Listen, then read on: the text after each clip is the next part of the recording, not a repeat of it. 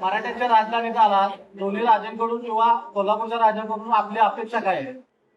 मी दोन्ही राजांकडून कधी अपेक्षा करत नाही. आम्ही राजगादीला मानणारे लोक आहे. पण मी सकाळी मन सांगितली कराडामध्ये, ती मन लय महत्वाची. उदाहरणार्थ पूर्वी आपले पोरं घरापासून शहराकडे शिकायला असायचे. कुणीतरी मोटरसायकलवर शहरात जायचा किंवा रोज एसटी जायची. आपल्या गावाकडचे लोक डबा तयार करायचे आणि त्या पोरांना द्यायचे. मग त्या पोरं बस स्टँडवर थांबायचे आणि आपला डबा उतरून घेऊन जेवायचे. तसं राजांकडं त्यांच्या संस्थानाकडं गॅजेटी आहे.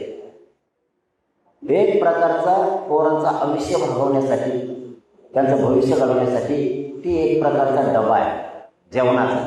त्यांनी फक्त जाहीरपणानं सगळ्यांनी सांगितलं पाहिजे की लेकरांनो, ह्यो जेवणाचा डबा तुमच्या घरच्यांनी आमच्याकडे दिले एवढा खा.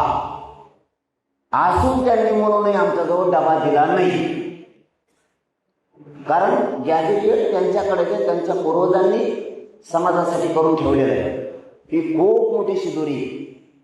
ही फक्त त्यांनी मराठ्यांच्या लेकराला उघडी करून द्यावी की ही शिदोरी लेकराला खा आणि पुढचं आयुष्य भविष्य तुमचं घडवा. हे एवढीच आमच्याकडून आम्हाला अपेक्षा आहे त्यांच्याकडून. बाकी काय लढायला आम्ही खंबीर आहे.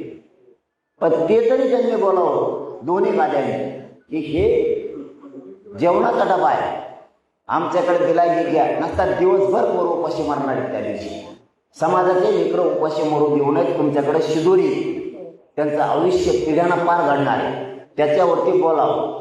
बाकी त्यांना नीट करतो मी. दोघेही भाजपमध्ये असल्यामुळे त्यांच्यावरती शिदोरी. ते भाजपात राहू द्या नाही तर तिकडं शिवसेनेत राहू द्या, त्याचाच विषय नाही. राजगादीशी मी आज नाही म्हणत हे विषय. इथं साताऱ्यात आलो म्हणून नाही बोलत. मी सन्मानच करतो त्या दोन्ही गाद्यांचा पहिल्यापासून. त्यांचं कोणी एखादं चुकीचं झालं तरी बोलत नाही आणि चांगलं झालं तरी पण बोलत. पण अपेक्षा आहे की बोलू. त्यांच्याकडे जर शिदोरी समाजाच्या भविष्याची, कल्याण होण्याची, तर त्यांनी सांगितलं पाहिजे ही शिदोरी ही घ्या. सरकारला सांगितलं पाहिजे हे लागू करा, समाजाचं कल्याण होऊ द्या. आमच्या घरात ह्या गोष्टी आहेत.